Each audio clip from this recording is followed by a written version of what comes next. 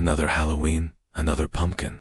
I grabbed my carving kit, the cheap one from the grocery store, and went to work. A classic jack-o'-lantern was the goal: two triangle eyes, a triangle nose, and a jagged, goofy smile. It wasn't my best work, but it was done. I scooped out the last of the stringy guts, placed a small tea light candle inside, and lit it. The flame flickered, casting a warm, familiar glow across the kitchen. Satisfied, I blew it out, set the pumpkin on the porch, and headed to bed. The next morning, something felt off. I went to get the paper and glanced at the pumpkin. I stopped. The face was different. The triangle eyes were now round, almost surprised, and the smile, it was wider, significantly wider. I shook my head, convinced I was just tired. Maybe I'd carved it that way and forgotten. It was a weird thought, but the only logical one. I left for work, trying to push the unsettling feeling away. That night, I came home late. As I walked up the path, my porch light illuminated the pumpkin.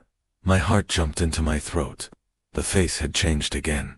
The round eyes were now slanted, angry slits. The smile stretched nearly from one side to the other, a grotesque, manic grin. This was impossible. I hadn't touched it. No one else had been here. I grabbed the pumpkin, my hands trembling, and brought it inside, locking it in the dark garage. I wasn't going to look at it again, but curiosity, or maybe a growing sense of dread, got the better of me. The next morning, I crept into the garage and flipped on the light. It was sitting on my workbench, facing me. The angry eyes were gone. In their place were two perfectly shaped crescent moons, tilted downwards in a look of sorrow. And the smile, it was gone too, replaced by a deep, downturned frown. It looked impossibly sad. I felt a chill that had nothing to do with the morning air. It was changing. It was expressing, something. That night, I couldn't sleep. Every creak of the house made me jump. I knew I had to see it one last time, just to prove to myself I was going crazy. With a flashlight in hand, I unlocked the garage and slowly pushed the door open. I shone the beam onto the workbench.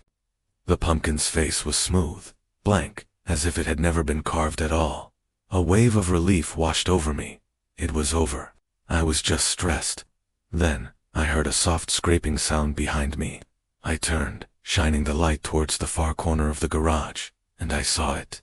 My carving knife was on the floor, and next to it, scrawled into the wooden wall, was a face. Two wide, terrified eyes, and a smile that stretched ear to ear. A smile that looked exactly like my own.